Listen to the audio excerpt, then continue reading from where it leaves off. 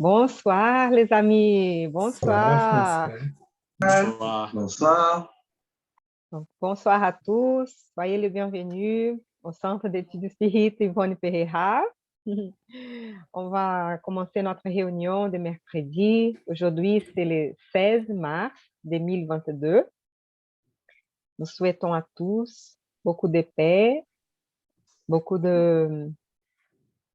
que nous puissions avoir une bonne réunion et que les esprits bienfaiteurs soient avec nous, qu'ils puissent nous inspirer les biens, nous inspirer la compréhension du texte, que nous puissions tous aussi vibrer, partager des bons sentiments, des bonnes vibrations de paix, d'amour, de patience, d'espérance, de foi en Dieu, de foi dans la bonté divine, la bonté infinie, l'amour infini, qui tout sait, qui sait tout et qui veut notre bonheur. Que nous puissions donc partager ce moment de réflexion aussi pour aider et pour envoyer à tous qui sont dans le besoin, dans la souffrance, de la consolation, de l'éclaircissement et de l'espérance. Que Jésus, notre Maître, soit avec nous, que sa paix puisse pénétrer nos cœurs et répandre partout dans notre planète. Prions aussi pour la paix, prions pour que nous puissions tous vivre en fraternité avec la solidarité. Merci. Bien. Si vous voulez prendre un verre d'eau, une bouteille ou une carafe d'eau et laisser à côté pour qu'elle puisse être énergisée par les bons esprits, par notre esprit protecteur. Hein? Chacun de nous a son ange gardien aussi, que nous puissions prier pour qu'il puisse nous inspirer, nous protéger, nous soutenir dans les épreuves de la vie. Voilà. Donc, bien, on va commencer avec les livres Sources vives. On va demander à Bernard de choisir un chapitre. Non? Tu veux que je choisisse? Non, non, Ça c'est va? bon. C'est bon? On va pas aller contre les habitudes. Hein? C'est ce livre-là, psychographié par Chico Xavier, par l'esprit Emmanuel. S'il te plaît. Alors, un jour, on va changer de livre, d'accord? Mais peut-être en septembre, si ça va pour vous. En septembre, on commencera. On peut changer.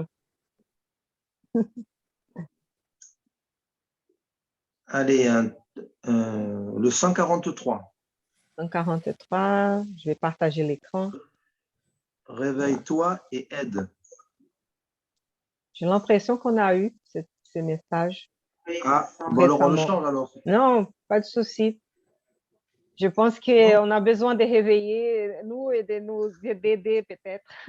Non? Ne t'inquiète pas. C'est peut-être pour ça que je suis tombé dessus, ouais. De nouveau.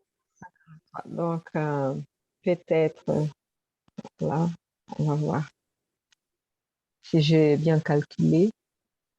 Oui, on a passé un petit peu. Attends.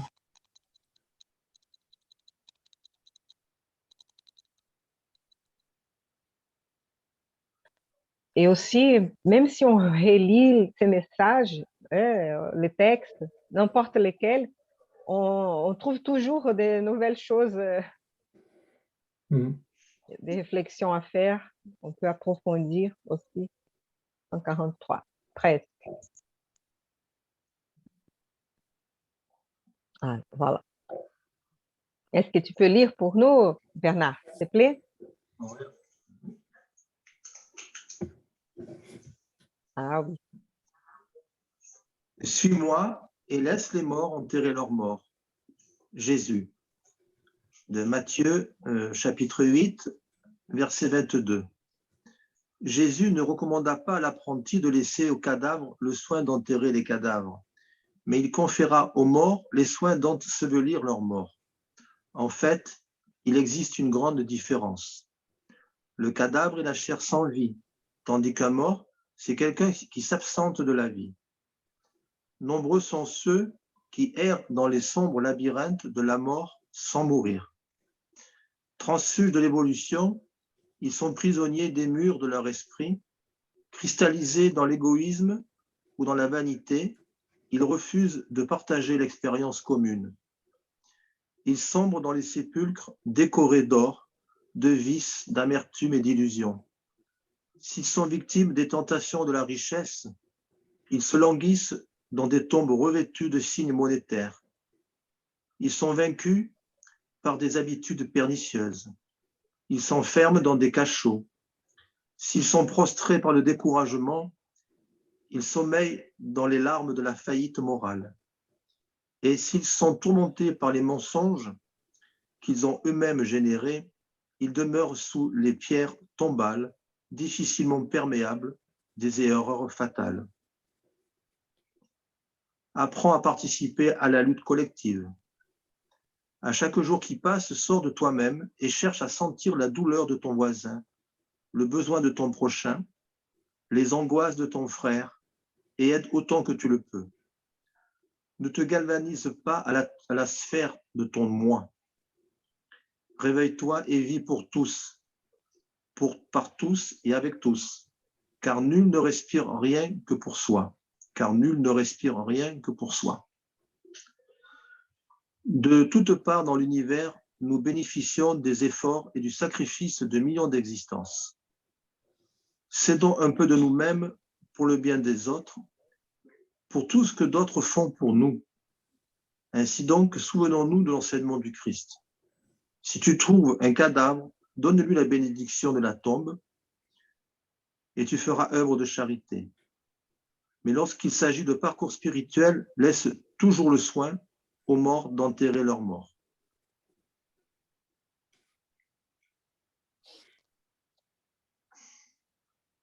Tu veux commenter ce texte? Comment tu le ressens? Oui, c'est toujours un petit peu, voilà, c'est toujours cette parabole de Jésus, de laisser aux cadavres le soin d'enterrer les cadavres, aux morts de soin d'enterrer leurs morts, qui était un petit peu difficile à comprendre parfois. Là, moi, ce que je vois, c'est qu'on parle de cadavre et de mort, donc c'est pas la même chose. Un cadavre, c'est la chair qui est sans vie, tandis qu'un mort, c'est quelqu'un qui s'absente de la vie. Donc, on peut être mort sans être vraiment un cadavre. Oui. Donc, on est mort parce qu'on s'absente de la vie, donc on est pris par d'autres objectifs, par d'autres tentations, par une autre vie qui n'est pas la vraie vie. Donc là, c'est quelqu'un qui s'absente de la vie. Donc là, je pense qu'il parle de la vie spirituelle, de la vie que Jésus nous propose, cette vie en abondance qu'on souhaite tous avoir, enfin du moins quand on étudie et qu'on connaît un petit peu la chose.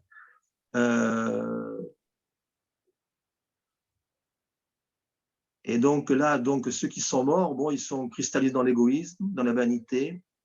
Ils refusent de partager l'expérience commune. Donc, ils sont, pour eux-mêmes et pour les autres, ils ne sont finalement plus d'aucune utilité. C'est comme des cadavres qui errent et qui ne sont plus d'utilité, puisque pour eux-mêmes, ils n'apprennent rien. Et pour les autres, ils ne font rien pour les autres non plus. Donc là, on retombe un peu sur le problème de l'égoïsme et de la vanité et de l'égoïsme. Et donc là, ils tombent dans des sépulcres décorés d'or, de vices, d'amertume et d'illusions. Voilà. Et donc, ils sont en faillite, ils chutent de jour en jour sans pouvoir s'en apercevoir, en fait, certainement. Ils pensent que c'est cette vie-là qu'il faut préférer. Et sans penser évidemment aux autres, puisque le texte nous demande d'apprendre à participer à la lutte collective. Donc, nous avons une lutte individuelle, une lutte collective et qui est indissociable. L'une ne va pas sans l'autre. Parce que si on s'occupe que de la vie collective et qu'on ne s'occupe pas de soi-même, je pense qu'on loupe quelque chose. Et si c'est le contraire également. Si on s'occupe que de soi et pas de la lutte collective, on n'est pas non plus sur le bon chemin. Et d'avoir cette empathie de la douleur de ton voisin, donc là, de ton prochain, les angoisses de ton frère. Donc, ne pas forcément juger, obligé de juger les gens quand on estime qu'ils nous ont mal parlé, mal reçus ou qu'ils nous ont ignorés. Bon, on ne sait pas pourquoi ils sont comme ça. Donc, il faut peut-être ils ont des douleurs bien pires que les nôtres. Donc, il faut faire attention de pas juger. Et voilà, et ne pas se focaliser sur notre moi. Oui, c'est un texte qui est très bien parce que bon, il est toujours on peut le pratiquer, on le voir tous les jours, la force de l'égoïsme dans le monde, ce qui enclenche tous des malheurs. Voilà, donc souvenons-nous de l'enseignement du Christ, qui lui était vraiment tout sauf ça, quoi. Voilà, c'est ce que je peux dire dans un premier temps. Il y aura un peu plus tard. Merci, c'était très bien déjà. Super, merci beaucoup, vraiment. Je pense qu'il y aura d'autres commentaires aussi. Tu veux continuer un peu? Oui, je trouve délicat, hein, je trouve complexe, mais je comprends toute la dimension, ce qui est Bernard explicité de, de voilà, de ce travail individuel par rapport à quitter la vie, un travail collectif aussi de nous aider nous-mêmes à quitter la vie et peut-être aider d'autres également à quitter la vie, je comprends plutôt charnelle, quoi. Donc, comment dans cette vie incarnée, passer pour la vie désincarnée, à la fois, il y a un travail sur soi, mais à la fois aussi un travail collectif qu'on fait collectivement. Moi, je pense, voilà, comment la place de moments désincarnés, moments qui passent, qui peut être chaque, effectivement, peut avoir une lecture assez douloureuse, mais comment aussi travailler pour que les gens apprivoisent quitter la vie charnelle, mais pour continuer la vie spirituelle. Hein. Donc, je pense qu'il y a ces travail individuels à la fois et en même temps collectif. Et ça m'interpelle aussi, parce que c'est vrai que ça interpelle laisser aux soins aux morts, d'enterrer leurs morts. Et ça m'a trotté cette question. Je me suis dit que la question aussi de cet accompagnement dans ces passages-là par nos esprits gardiens, les esprits qui sont près de nous. Et voilà, ce sont des esprits désincarnés qui vont aider dans ces passages des incarnations, ceux qui vont passer, voilà, donc ces moments du trépas hein, qu'on parle et que à la fois les esprits justement désincarnés vont aider collectivement aussi les esprits incarnés dans leur moment dans la vie charnelle et qui sont là présents, mais qui aident également dans ces passages dans des incarnations.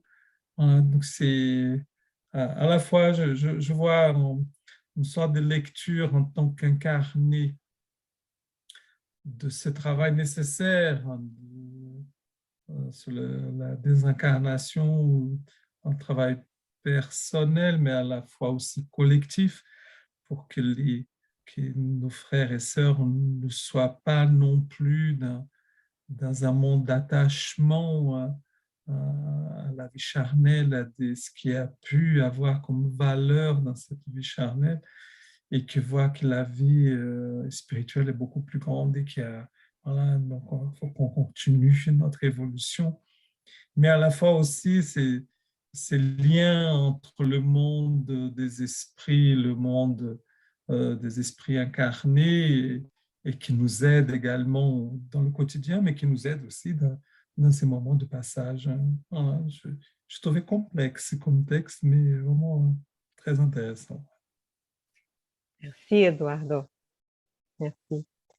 Vous voulez dire quelque chose, Aline et Edir? Non? Oui? Ça va? Oui, hein? Oui, Aline? Oui, non, je disais que c'était effectivement, j'étais d'accord avec Eduardo, c'est quand même complexe. Quand je lis, et j'ai un peu de mal. Oui, sinon, simplement que le passage, oui, le passage, donc, puisque le titre est bien Réveille-toi et aide. Donc, c'est vrai que si on le replace dans le contexte de notre vie quotidienne, c'est un peu ce qui est dit. Donc, de ne pas se penser qu'à soi-même et se tourner vers les autres, aider chaque fois qu'on le peut autour de nous et aussi, oui, aider et se rendre utile chaque fois qu'on le peut. Moi, c'est ce petit passage que après le reste, je pense que j'ai un peu plus besoin d'explication.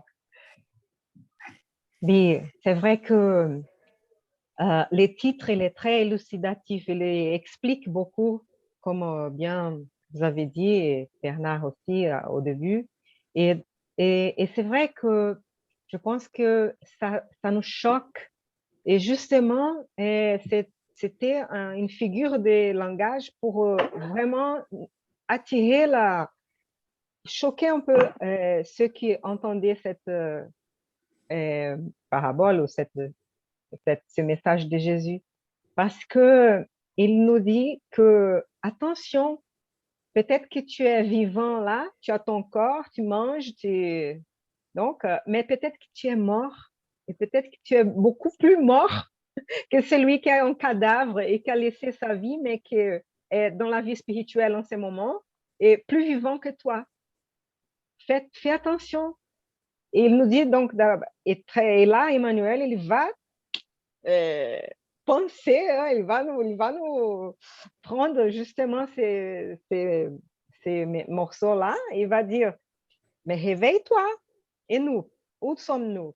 Si nous sommes encore des enfants, ok, enfants, on est là au début, on a les parents, on est en train de réveiller notre conscience, mais si on est adulte déjà, et même si on est plus âgé, on a toujours le temps de se réveiller, dans le sens de réveiller pour la douleur de notre voisin.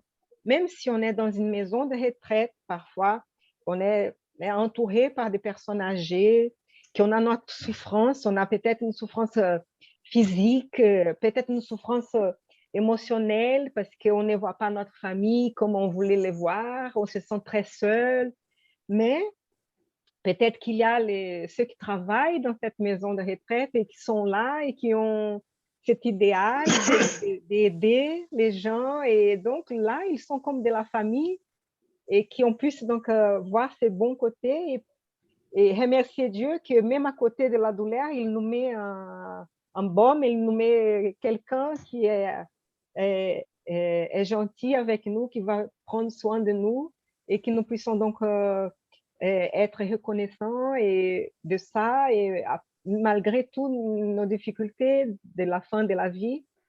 Mais et aussi, on a tous nos collègues, on va dire, hein, de la maison des retraites. J'ai pris cet exemple-là, j'ai pensé en faire ça, mais et bien sûr, il y en a d'autres.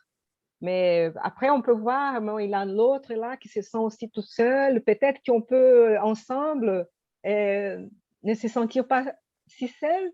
Et peut-être que moi-même, je peux être un peu un instrument de bonheur, de joie pour mon collègue qui est là, et même avoir un ami à côté de moi. Donc, c'est un peu... Donc, je pense qu'on a toujours des opportunités de nous réveiller. Et il va donc bien décrire des situations qu'on puisse être parfois dans la richesse, parfois on pense qu'à nous-mêmes, des sensations, des plaisirs, dans les vices, et peut-être parfois même de l'amertume, parce que après ça va donner de l'amertume.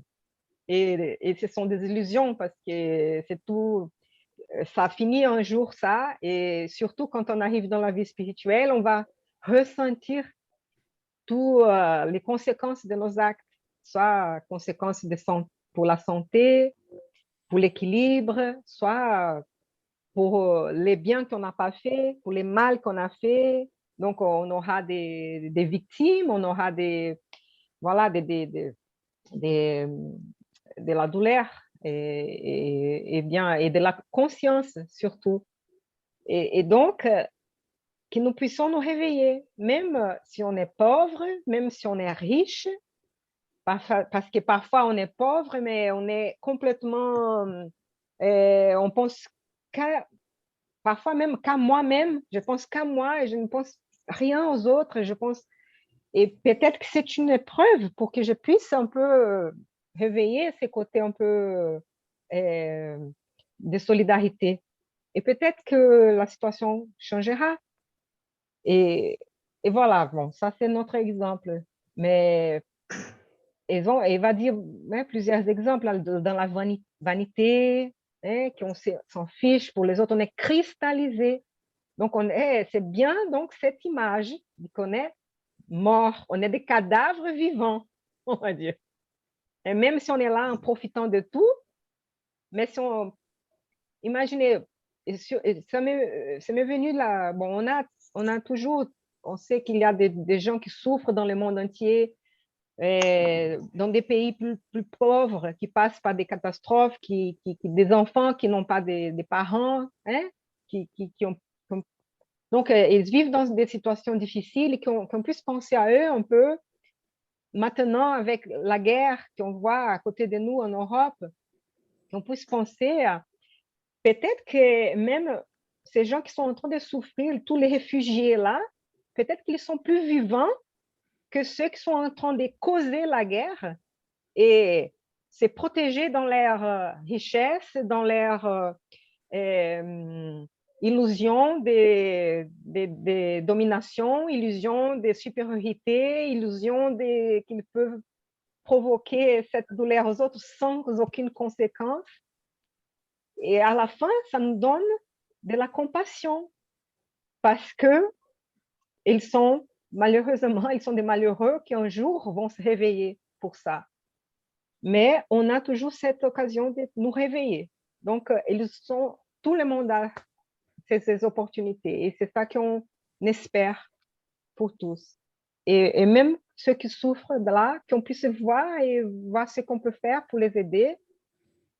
Et parce que j'étais en train de souvenir de ça, qu'il y a un passage dans l'Évangile selon le spiritisme qui dit, à côté de la plus difficile douleur que tu puisses passer dans ta vie, Dieu met un baume, Dieu met une consolation à côté.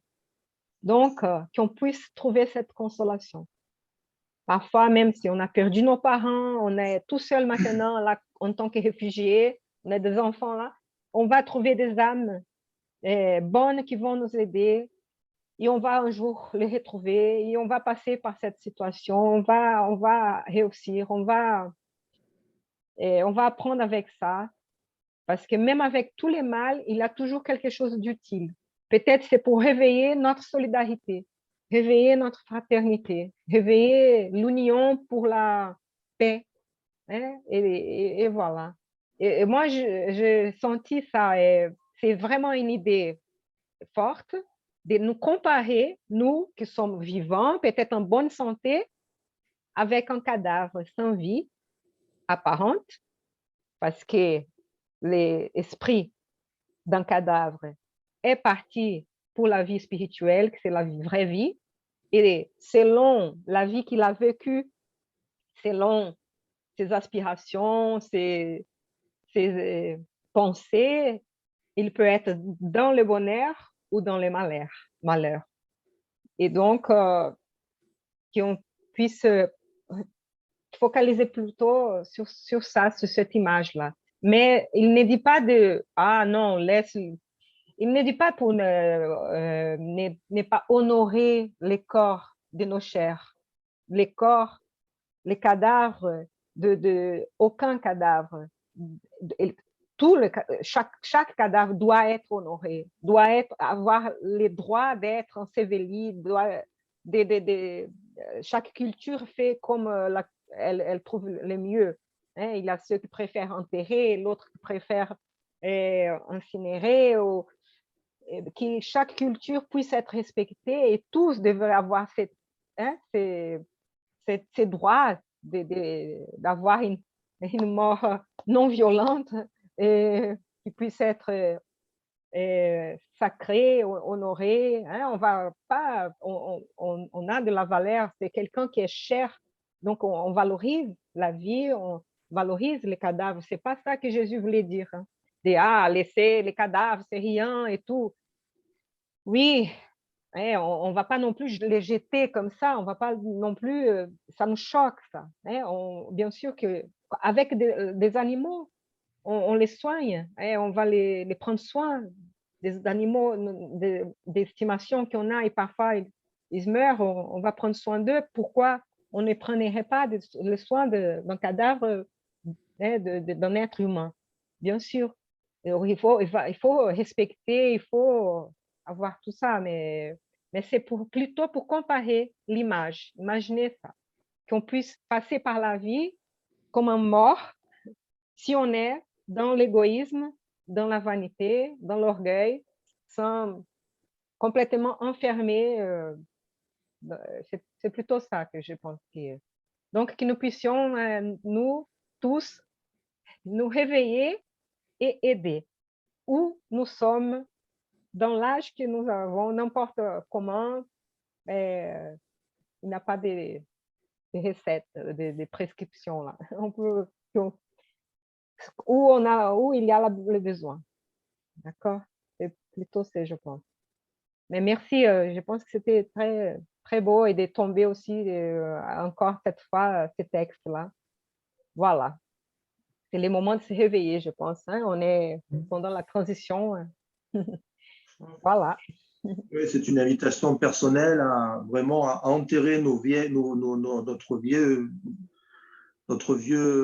passé et aller vers l'avenir et se réveiller dans notre vieil homme, voilà, notre vieil homme intérieur, pour aller vers le nouvel homme, mais avec un H, hein, bien sûr. Oui. Les femmes sont comprises. Hein. Fraternel. Plus fraternel. Voilà. Non, tout à fait. Ouais. Super. C'est l'invitation à laisser tomber un vieux vêtement là et en reprendre un neuf pour la vraie vie, quoi. Ouais. C'est très beau. Mais c'est vrai que c'est pas facile à comprendre si on l'étudie pas un peu. Ça peut perturber cette phrase. Bien. Est-ce qu'on peut passer donc au deuxième livre? C'est le livre des esprits. C'est qui veut choisir un passage là? Je ne sais pas si Edir peut le faire aujourd'hui. Tu as le livre des esprits avec toi, Edir? Le livre des esprits. Sinon, je demande à Aline. Il n'y a pas le son. Ah oui, le son, pardon.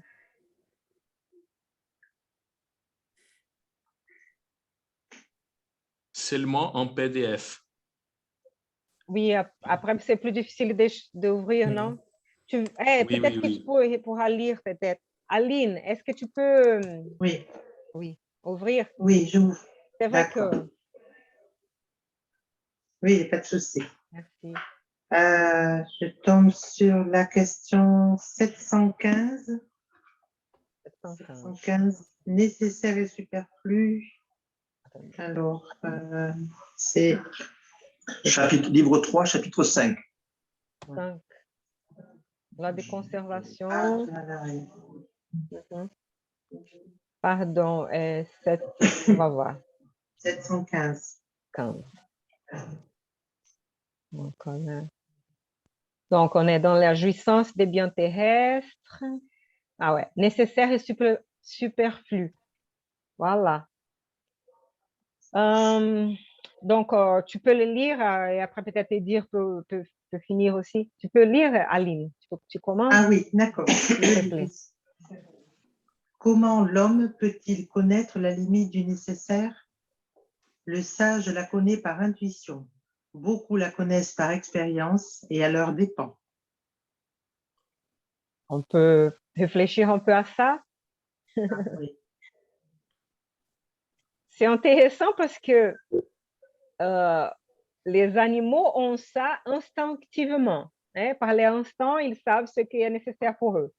Mais nous, quand on commence à voir notre conscience et on apprend à utiliser notre libre arbitre et on va, voilà, par nos expériences, et parfois, la majorité des cas, on va exagérer un peu, et soit par peur, soit par avidité, par faim d'avoir plus.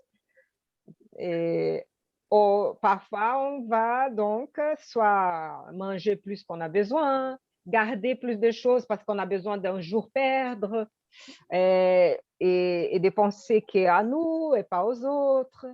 Donc, on pourrait, sans entrer dans des vies antérieures, on pourrait dire, ah oui, c'est peut-être une réminiscence, quelque chose ou dans les émotions basiques d'un animal, mais pas d'un animal, parce que l'animal il ne va pas non plus faire ça.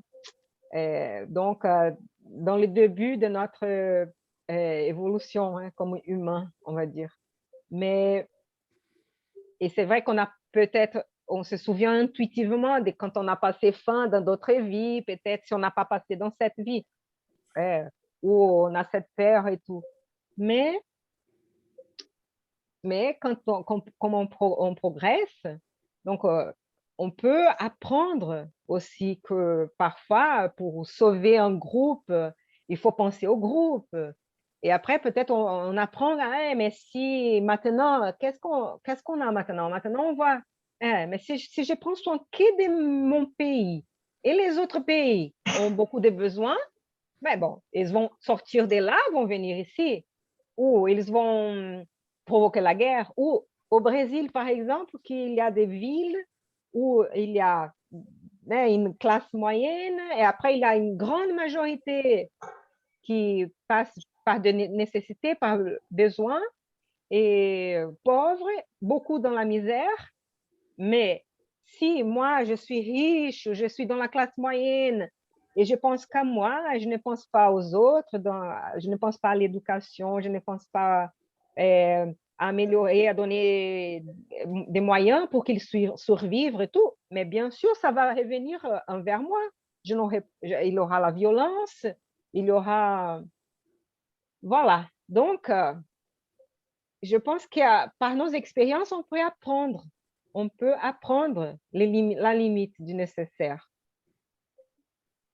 Et si on est plus sage, peut-être qu'on a appris par plusieurs incarnations, on va savoir par intuition. On va se dire, ah ouais, mais c'est clair, s'il y a l'éducation pour tous, s'il y a des moyens qu'on puisse aider la famille, prendre soin de chaque enfant et tout ça, on n'aura pas d'enfant abandonné là qui va être violent et tout. Et donc, mais parfois, c'est ça. D'abord, il ne faut pas voler, il ne faut pas prendre les ressources que c'est du peuple. On va pas, donc, la corruption, elle doit être contenue, et que nous puissions être plus honnêtes.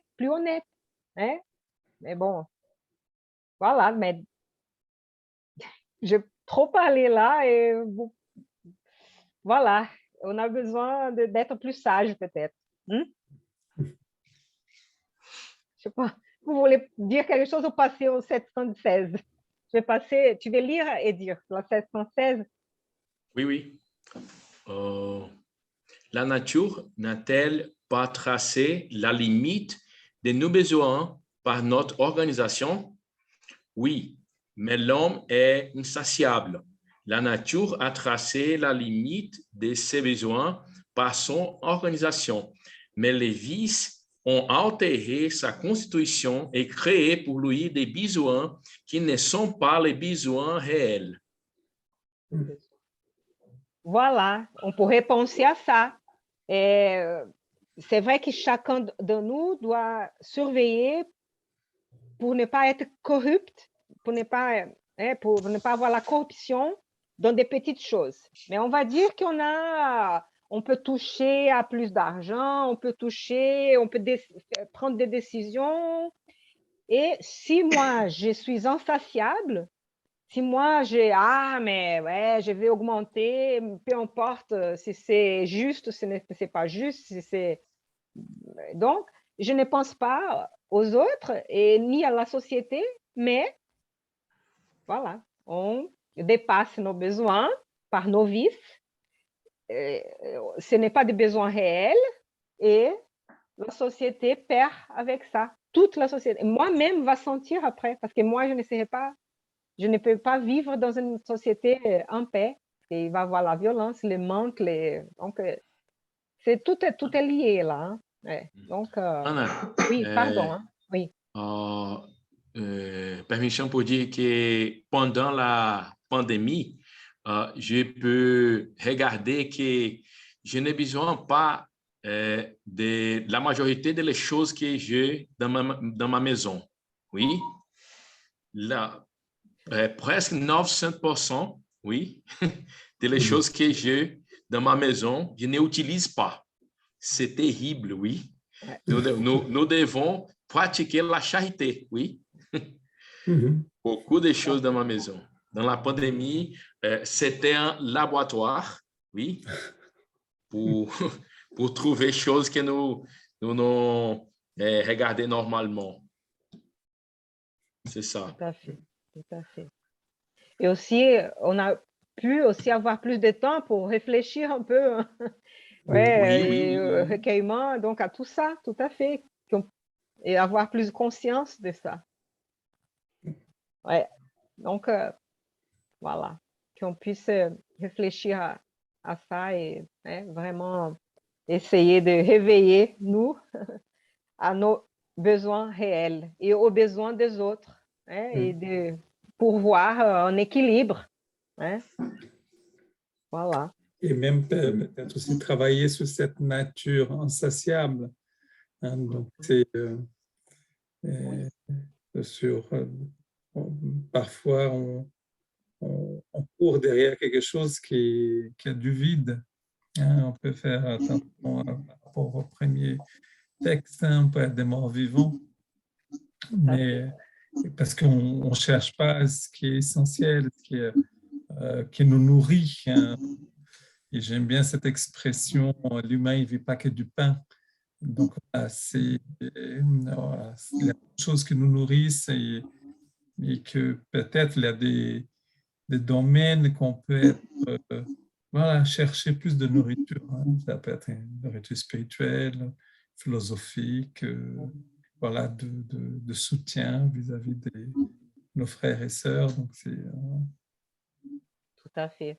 Et on a parlé un peu de ça samedi dernier, les textes de Joana de Ange, dans les livres Plénitude, qui parlaient aussi Bouddha a travaillé ça, les types de souffrance.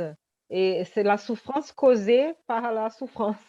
Par exemple, parce qu'on va chercher des plaisirs il faut toujours avoir plus pour qu'on se sente satisfait. Mais c'est une satisfaction illusoire, c'est une illusion et ça va finir, c'est pas vraiment comme tu as dit, c'est un vide. Il nous laisse plutôt un vide qu'une vraie satisfaction. Et c'est lié à cette insatiabilité. Bon, mais voilà. Bon, peut-être qu'on peut passer au dernier texte, ou vous voulez parler un peu de ça, peut-être, qui n'a pas commenté. Ça Non, mais va? ça vient bien avec le premier texte aussi, hein, on parlait de l'homme mort, oui. Donc Ah, là, mais ouais. pardon, je viens de lire la 717. Tu- Peut-être c'est bien de la lire aussi, comme ça on finit ce sujet-là. On demande à Aline de lire aussi. Tu peux lire là, Oui, Aline? oui. Regarde. La question 717. Que penser de ceux qui accaparent les biens de la terre pour se procurer le superflu au préjudice de ceux qui manquent du nécessaire? Ils méconnaissent la loi de Dieu et auront à répondre des privations qu'ils auront fait endurer. La limite du nécessaire et du superflu n'a rien d'absolu. La civilisation a créé des nécessités que n'a pas la sauvagerie, et les esprits qui ont dicté ces préceptes ne prétendent pas que l'homme civilisé doive vivre comme le sauvage. Tout est relatif. C'est à la raison à faire la part des choses. La civilisation développe le sens moral et en même temps le sentiment de charité qui porte les hommes à se prêter un mutuel appui. Ceux qui vivent aux dépens des privations des autres exploitent les bienfaits de la civilisation à leur profit. Ils n'ont de la civilisation que le vernis, comme il y a des gens qui n'ont de la religion que le masque. Voilà. C'est très bien expliqué là. Et que pour éclairer aussi, donc c'était les termes qu'ils utilisaient à l'époque pour dire les civilisations moins, on va dire, moins développées technologiquement et tout. Parce que, imagine maintenant, je ne sais pas pour vous, mais moi, je suis contente d'avoir l'Internet et j'aime vivre comme ça. Et pour moi, c'est un besoin. Pour moi, je ne vais pas imposer aux autres, mais je préfère vivre dans un endroit que je puisse avoir l'Internet que vivre dans une île sauvage, que dans la nature. Tout ça. Moi, je préfère. Je suis plus heureuse comme ça, je pense. Après, bien sûr que chacun a son choix, mais c'est un peu dans ce sens-là que on ne va pas non plus imposer. Ouais. Tout est Voilà. une question de mesure, de toute façon, hein. Oui. Tout est une question de mesure Oui. et d'équilibre, hein. Donc, Voilà. si on est dans le déséquilibre, de toute façon, on va être malade. Donc, il y aura quelque chose qui va nous faire qu'un jour, c'est comme quand on mange trop, on va être malade, hein. On le sait. Mais là, c'est pareil. Il faut trouver l'équilibre par rapport aux choses que l'on peut bénéficier, le confort qu'on peut avoir, l'Internet qu'on peut avoir. Si tu passes 24 heures sur 24 Ah oui. tes journées et tes nuits sur Internet, ça ne va pas être bien non plus, hein. Non, Donc, c'est vrai. voilà. T'as raison, t'as raison. Bien. Ou avoir les deux aussi, hein. Aussi avoir la nature aussi et l'Internet à côté, c'est mieux. Et avoir quoi à manger, un travail, tout ça, bon, voilà. OK. Et des amis, Voilà, oui, un équilibre, un équilibre. avec, Tout à fait. c'est tout. Je pense que c'est le bonheur, il est dans l'équilibre, l'harmonie, hein. Il ne peut pas être dans le déséquilibre. Et Donc, on va demander maintenant à Eduardo d'ouvrir l'Évangile selon le spiritisme, s'il te plaît.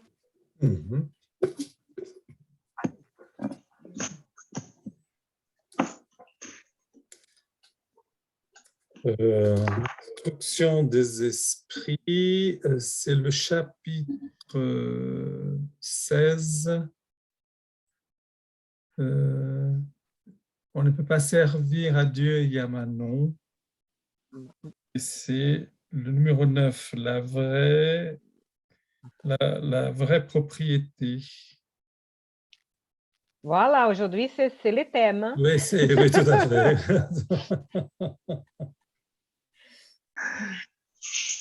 Donc, la vraie propriété. Voilà. Tu peux lire, s'il te plaît.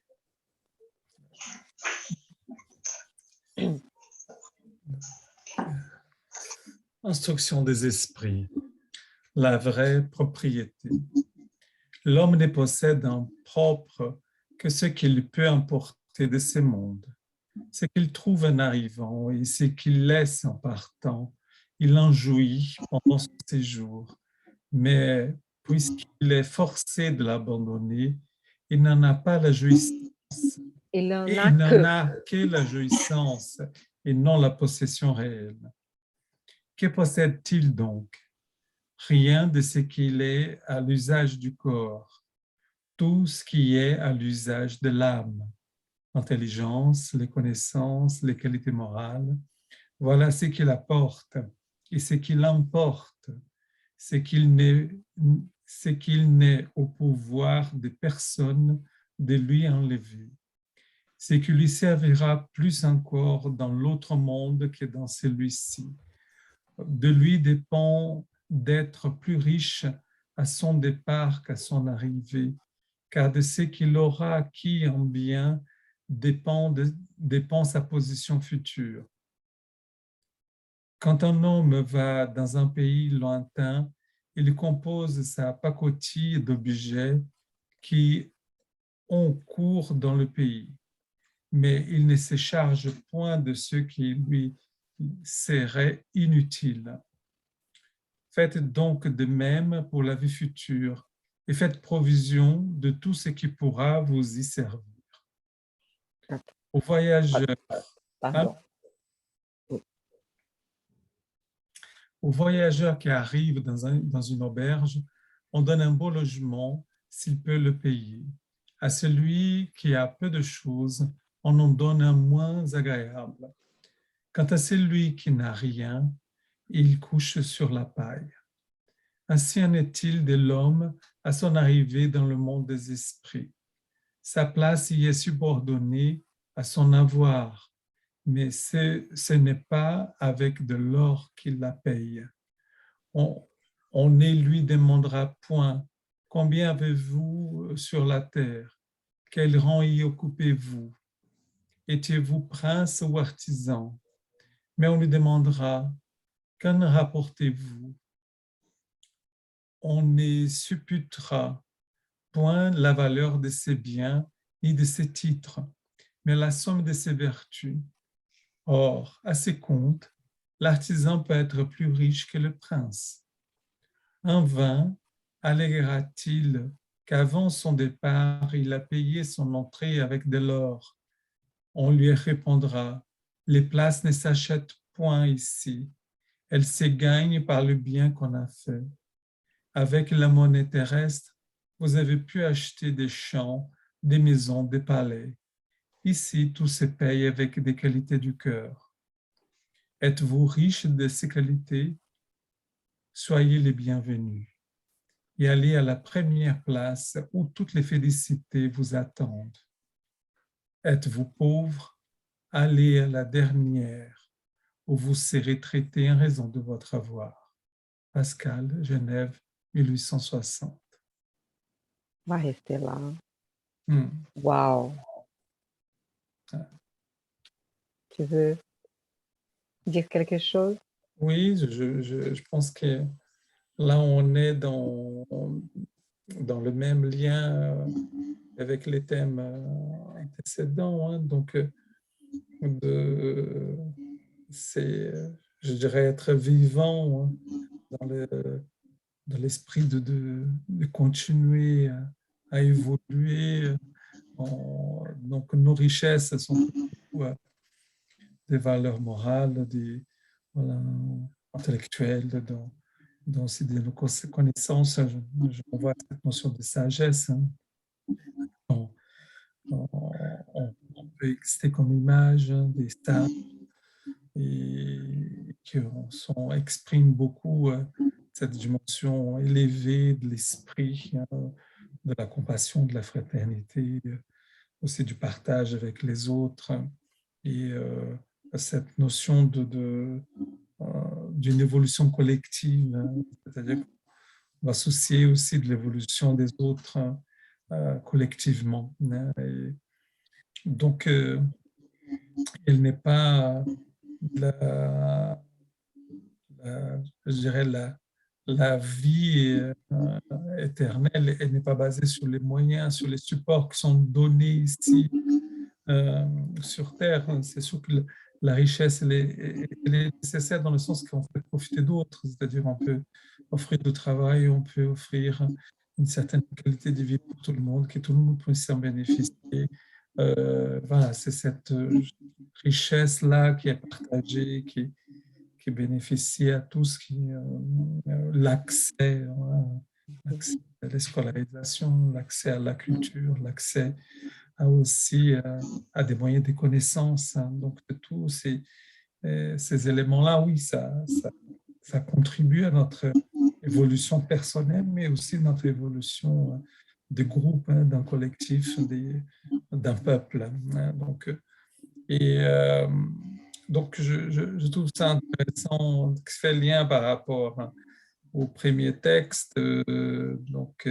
Voilà, réveillons-nous, hein, sur ce qui est des vraies valeurs, ce qui est au moment de ce qu'on va mettre quelque part sur notre sac à dos, et que ce sac à dos-là, on va amener dans d'autres vies. Il y a des éléments du sac à dos qui vont rester ici, voilà, et qui n'ont pas de sens dans notre parcours d'évolution spirituelle. Je voulais que compléter une chose, et même si on regarde notre vie et on se dit, oh mon Dieu, qu'est-ce que je fais avec ma vie? Je pensais qu'à moi-même, je n'ai pas, mon sac, il est très léger. Mais à partir de ce moment-là, au moins j'ai pris conscience de ça.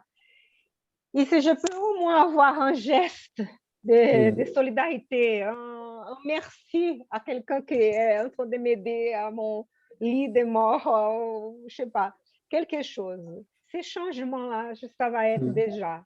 Le sac ne va pas être si léger, il va être plus lourd déjà. Et c'est ces changements-là qui est espéré.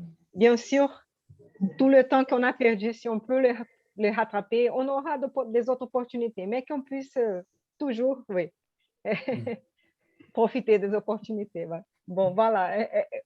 S'il te plaît, tu ne veux pas dire quelque chose, Aline, peut-être, de ce beau texte? Oui, c'est un très beau texte. Eduardo a déjà bien commenté. Bon, c'est sûr que là, il est important de savoir que tout ce qui est matériel est nécessaire, puisqu'on en parlait précédemment, c'est utile et c'est même agréable de les avoir, mais qu'il ne faut pas tourner ses pensées que sur le matériel. Il faut aussi eh bien, regarder autour de soi et avoir un peu avoir cette notion de charité, hein, qui est quand même important dans notre vie. Et pour dire aussi par rapport au premier texte, qui disait de se réveille-toi et aide, c'est vrai, comme tu disais, que le réveil peut être plus ou moins tardif, mais ce n'est pas grave, c'est tant mieux s'il a lieu. Ça veut dire qu'il faut prendre cette opportunité de se réveiller et de continuer dans ce sens-là. C'est toujours important. Je voudrais ajouter que c'est pour ça aussi que c'est important de ne pas commettre l'euthanasie, de ne pas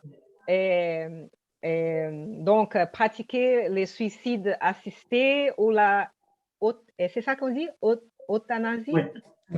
Euthanasie. Euthanasie. Hein? Parce que on pense, ah, mais bon, je souffre beaucoup, je souffre trop, et il n'y a rien maintenant, la personne elle est en coma, elle est complètement inexistante, elle n'a plus rien là, mais on ne sait jamais ce qui se passe au niveau de la conscience de cet esprit, de cette personne qui a son âme encore attachée à ce corps-là, même si c'est faible cette liaison. Et peut-être que là, elle est en train de réfléchir à des choses, elle est en train de voir ce qui se passe, elle est en train de justement prendre cette conscience et faire ces changements si espérés et qui va lui changer toute sa vie spirituelle. Et ce dernier moment-là, il est important. Et donc, ne perdons pas l'espérance jamais et faisons attention à ça parce que c'est de couper une opportunité à quelqu'un qui pourrait changer et trouver le bonheur dans la vie spirituelle. Donc, prions pour ceux qui ont pris cette décision malheureuse. Mais bon, prions pour eux, mais si on peut, qu'on puisse éviter de faire ça. D'accord? Voilà. Bon, les amis, est-ce que quelqu'un pourrait... Oui, si tu veux finir, dire quelque chose, sinon on peut peut-être faire la prière finale. Oui. C'est qui veut faire la prière finale aujourd'hui? Je peux faire? Oh, yes! Oui, s'il te plaît, à dire. Merci beaucoup.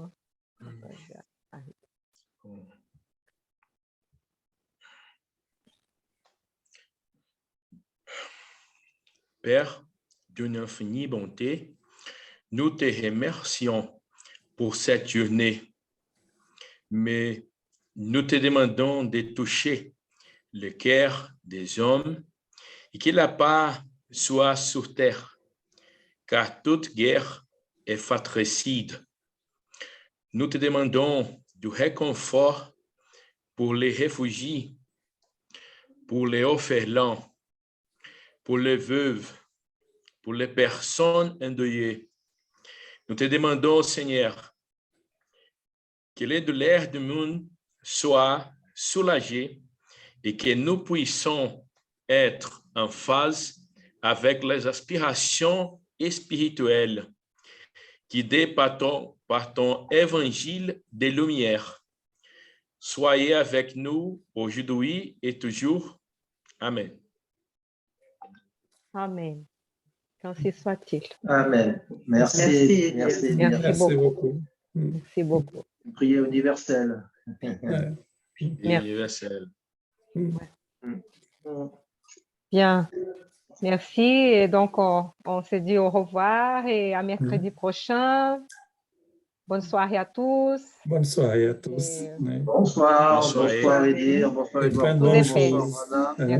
Gros bisous. Ciao, ciao. Ciao. À la prochaine. À la prochaine.